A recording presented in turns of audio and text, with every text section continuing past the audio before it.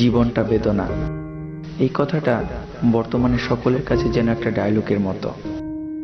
কিন্তু আমরা কি কখনো ভেবে দেখেছি বাস্তব জীবনের রূপটা কেমন হয়ে থাকে? হয়তো তেমন করে কখনো ভাবিনি।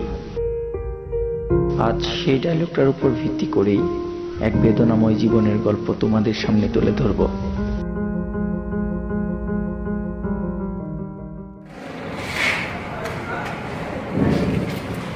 বল, করিস নাই? বল।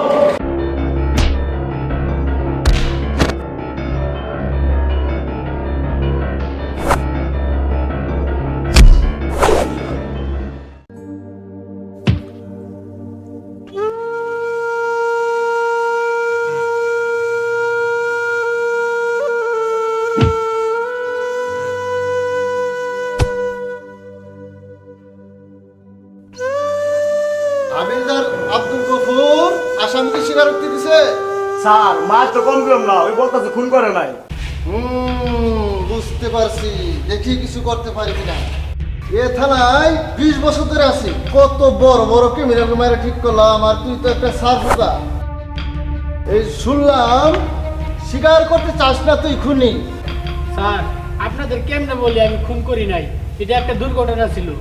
ধৈর্যের বাদ ভাঙ্গিস না, ভালোই ভালোই বল, নয়তো দেখবি আমার রূপ। স্যার, দয়া করে বোঝার চেষ্টা করেন, আমি খুন করি নাই।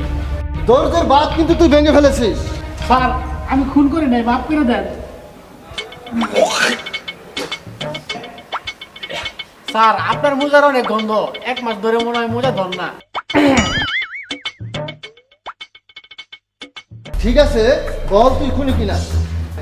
ঠিক আছে স্যার, কিছুক্ষণের জন্য না হয় স্বীকার করলাম আমি খুনি, কিন্তু আমার কিছু কথা ছিল স্যার, আপনাকে শুনতে হবে। বল শুনি। স্যার, সবার জীবনে কিছু না কিছু সুখ দুঃখের গল্প থাকে, কিন্তু আমার বেলা একটু আলাদা। যেমন জন্মের পর থেকে আমার জীবনে দুঃখটাকে সঙ্গী করে চলতে হচ্ছে। দুঃখ কষ্ট আমার পিছু ছাড়ে না স্যার, বলতে গেলে বেদনাময় এক অভিশপ্ত জীবন বলতে পারেন।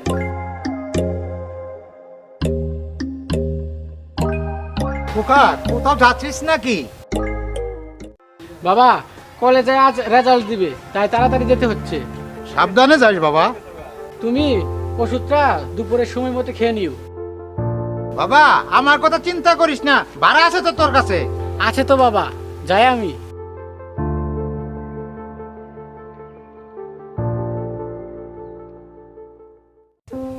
দোস্ত, তোর রেজাল্টের খবর কি? এবারও ফেল, পড়তে আর ভালো লাগে না রে দোস্ত। দোস্ত, ওই দেখ ফার্স্ট ক্লাস পাওয়ার ভদ্রপোলাটা হাইটে গেছে। এই ভদ্রপোলা, রেজাল্ট তো সবার চাইতে ভালো করলাম, তা মিষ্টি কই? এই বেটা, ভাইজান রাখছে কথা কেন না এদিকে। তা মিষ্টি মুষ্টি খাওয়াবি না নাকি? ভাই, খাওয়াবো একদিন। আরে মিয়া, এক্ষুনি খাওয়াইতে হবো, কলেজের ফার্স্ট বই বলে কথা। কি কর দোস্ত? ভাই, এখন টাকা নাই, বাসা থেকে টাকা আই না খাওয়া মনি। এই শুন শুন, পোলা কয় টাকা নাই নাকি? তা টাকা নাই হাতে, সুগুলা তো ভালোই পড়ছস তুই। যার হাতে মিষ্টি কিনা টাকাই নাই, তার পায়ে জামি সুতো মানাই না। তুই কি কর দোস্ত? কোনো প্রশ্ন ওঠে না দোস্ত। এই শিগগিরই জুতা খুলে হাতে নিয়ে যা। ভাই, এটা কি কর? চুপ কর, ভাইজান যা কইছে তাড়াতাড়ি কর।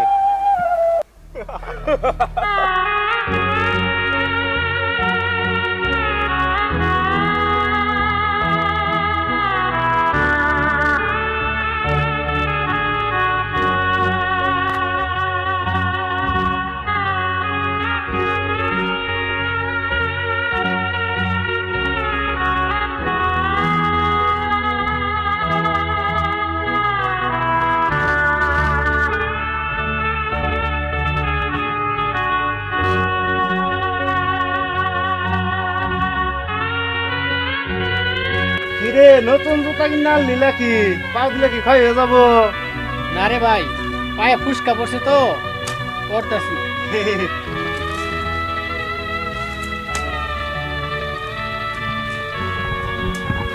শালা বড় ভিতরে সাজবই।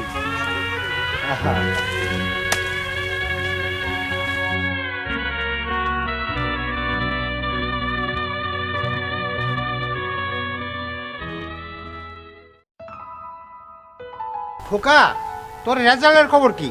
খুব ভালো বাবা, আমি এবারও প্রথম হয়েছি। খোকা রে, আজকে তো মাও বেঁচে থাকলে কত না খুশি হইতো। কেঁদো না বাবা, মা হয়তো উপরে থেকেও আমাদের দেখছেন। খোকা, এবার একটা চাকরির ব্যবস্থা কর। বাড়ি ভাড়া নিতে আসছিল, বললো 2 দিনের মধ্যে ভাড়া না দিতে পারলে এই বাড়ি থেকে বের করে দেব। দেখি বাবা, কাল বের হবো। শোন খোকা, যেখানে ইন্টারভিউ দিতে যাবি আমার কথা বলবি। তোর বাবা একজন মুক্তিযোদ্ধা ছিল, দেখবি ঠিকই তোর চাকরিটা হবে। ঠিক আছে বাবা। যা বাবা, ঘরে যা যা।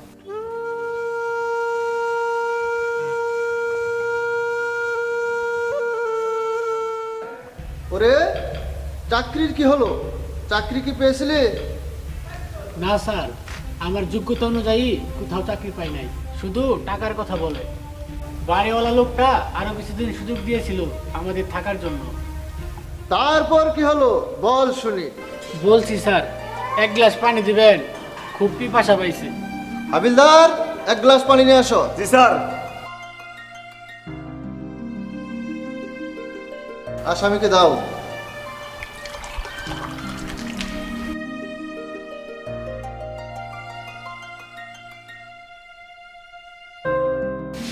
খুব শান্তি পেলাম স্যার।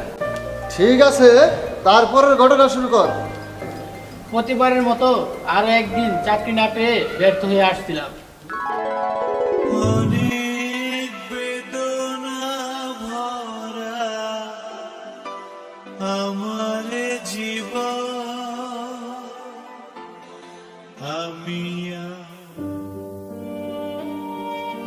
বাবা, তুমি বলেছিলে মুক্তিযোদ্ধার কথা বললে চাকরি হবে।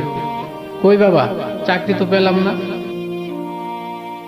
কত কষ্ট করে যোগ্যতা অর্জন করেছিলাম, স্বার্থবাদী কিছু লোক সেই মূল্যটা আমায় দিল না বাবা। এখন আমি কি করব? বাড়ি ভাড়াটাই কেমনে দিব বাবা?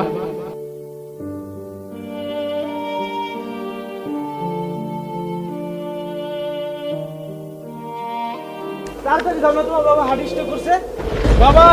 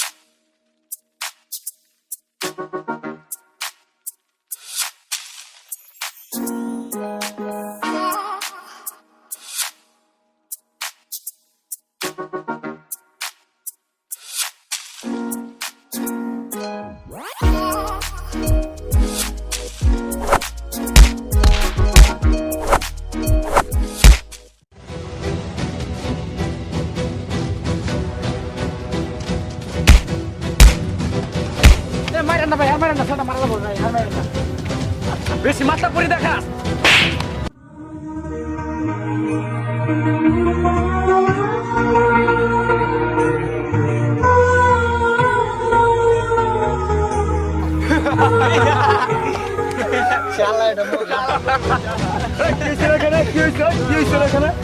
দেখেন স্যার, আমরা 3 বন্ধু এখানে বসে আড্ডা দিচ্ছিলাম, আর এই শালা মাঝখানে এসে আমাদের সাথে ঝগড়া শুরু করছে। তাই নাকি? কেনার কবে থেকে হলি? স্যার, আমি তো এদের জগৎ থামাতে আসছিলাম। স্যার মিথ্যা কথা বলছি কিন্তু। চোখে থামাস না লাগাস, তোর কথা শুনে বুঝছি। দেখে তো মনে হয় ভদ্র করে ফুলা। ভবিষ্যতে যেন এইদিকে তোরা না দেখি। যা, তোমরা থাকো। স্যার একটু দাঁড়ান। এসবের কি ছিল? না স্যার রাখেন।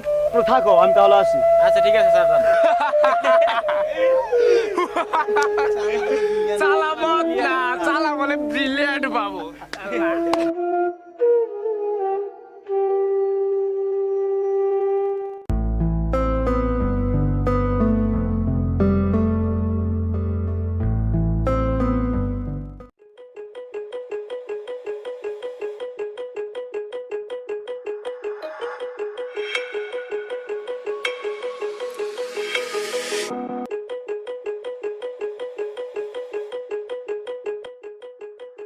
কি চাচা কি দে হস্তে না রুটিকা দে, আমার রুটি দে। আমার রুটি আমি খাবো, আমি কাউকে দিব না।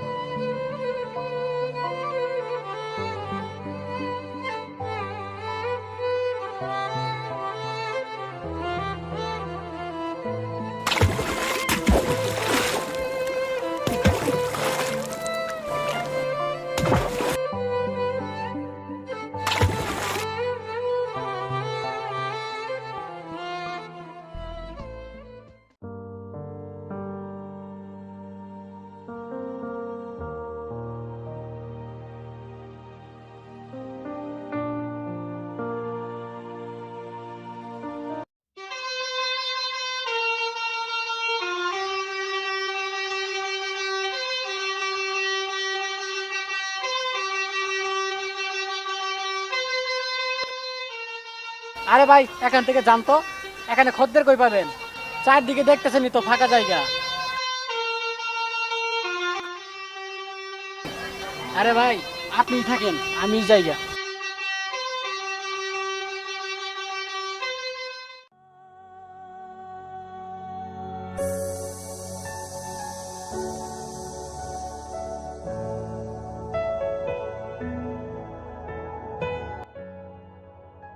আরে হাবিব, কেমন আছো তুই? এই অবস্থা কেন তোর?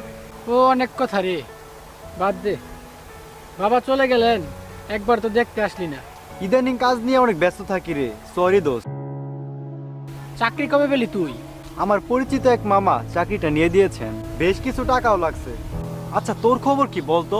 তুই তো কলেজের ফার্স্ট বয় ছিলি। আর ফার্স্ট বয় বাদ দে দোস্ত, একটা কথা বলতে চাচ্ছি কিন্তু খুব লজ্জা করছে। আরে লজ্জা কি, বল। না মানে তোর কাছে দেখলাম বেশ কিছু টাকা। জানিস দোস্ত, গত 3 দিন ধরে পানি ছাড়া কিছুই খাইনি। 20টা টাকা দিবি, কিছু খেতাম আর কি। তোর উপকার করতে পারলে আমিও খুব খুশি হতাম রে, কিন্তু এখানে যা টাকা আছে তা নিয়ে গার্লফ্রেন্ডের জন্য গিফট কিনতে যাচ্ছিলাম। আজ তোর জন্মদিন, আর জানিসই তো আমার গার্লফ্রেন্ড একটু রাগী টাইপের। ও আচ্ছা, যা সুন্দর একটা গিফট কিনবি কিন্তু। হ্যাঁ রে, তাই যাচ্ছি। প্রথম প্রেম তো, ভালো থাকিস।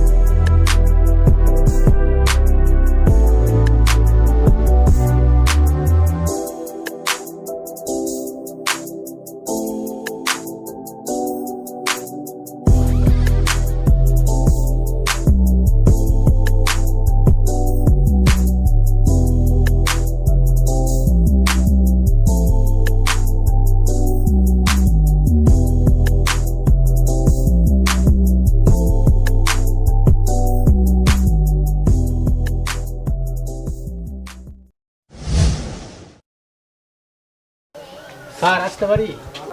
ইয়েস, ভিতরে আসুন। আরে ব্রিলিয়ান্ট বাবু নাকি তুই আমার অফিসে? ভাই আপনি এখানে? অবাক লাগারই কথা, তুই আর আমি একই ক্লাসে ছিলাম। তুই সবসময় ফার্স্ট হইতি আর আমি করতাম শুধু ফেল। আরে আমি আরো ভাবছিলাম তুই আরো হয়তো কোনো বড় চাকরি করতেছিস। আসলে কি জানেন, আমার কপালটাই খারাপ, এই জন্য আর চাকরি করা হয়নি। স্যার আমাকে একটা চাকরি দিলে খুব উপকার হতো। দেখ না, ব্রিলিয়ান্ট বাবু আমার অফিসে চাকরি করতে আসছে। তুই কি বলিস দোস্ত? ঠিক বলেছিস দোষ। খা।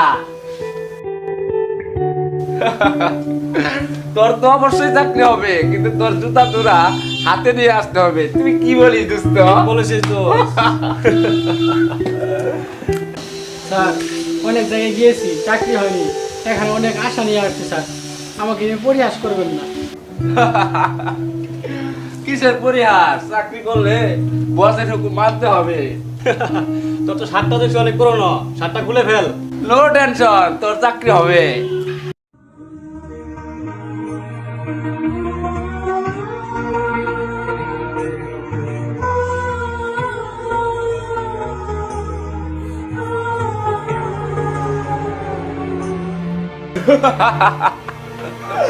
দোষ দেখ, পুরা মতনা মতনা লাগতেছে। দেখ দোষ, দোষ দেখ, আজ ভালো করে সন্তান আজকের অবস্থা কি দেখ। দোষ দেখ, দোষ দোষ তোর সমস্যা কি? দোষ দোষ না পানি খা, দোষ পানি খা, দোষ দোষ দোষ পানি খা, দোষ দোষ দোষ তোর কি হয়েছে? দোষ দোষ তোর কি হলো? দোষ দোষ কথা বল। দোষ স্যার দোষ কথা স্যার আপনার বল। কি হলো? স্যার স্যার আপনার কি হলো? স্যার স্যার হ্যালো স্যার আপনার কি হলো? Hello police station.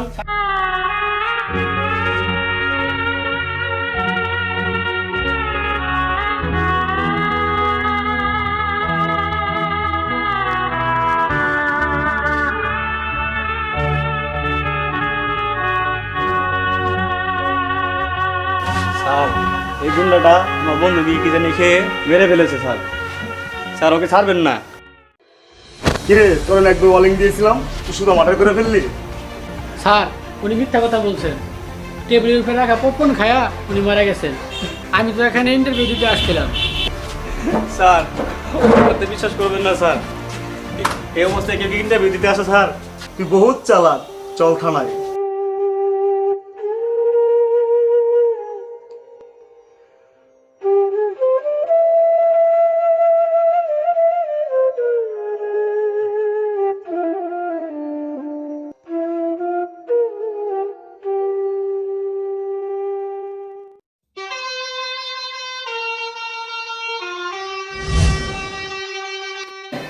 আপনিও এখানে ভাই দেখেন, খুন করি নাই, খুন না করেও জেলে আসছি। তার মধ্যে আপনি কাটা গায়ে নুনের ছিটা দিবেন না। তবে বাসি বাজানো নিষেধ করলাম না। এখানে কি হয়েছে রে? স্যার, এই ওর অন্য জেলে নিয়ে যা। জেলের ভিতরে মারতে না, ওঠ চল না, জেলের ভিতরে মারছি মজা।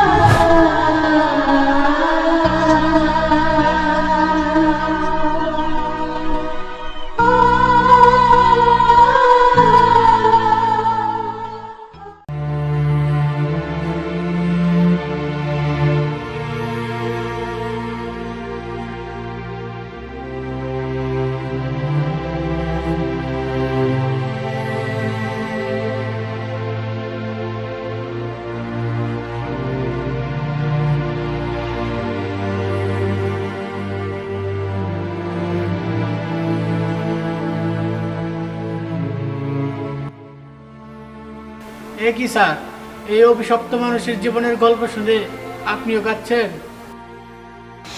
তোর মুক্তির ব্যবস্থা আমি করছি, তুই আজই ছাড়া পাবি। বেদনাময় জীবন যুদ্ধে এমন হাজারো যুবক একটু শান্তির আশায় টিকে থাকে। সবকিছু শেষ হবার পরও আশার আলো খুঁজে বেড়ায়। শেষ থেকে শুরু করতে চায়, আবার ভুলে যায় সেই মুখে মুখে মুখরিত হওয়া ডায়লগটি, জীবনটা বেদনা। আমার দুঃখ দেখে কাঁদিস কেন রে তোরা?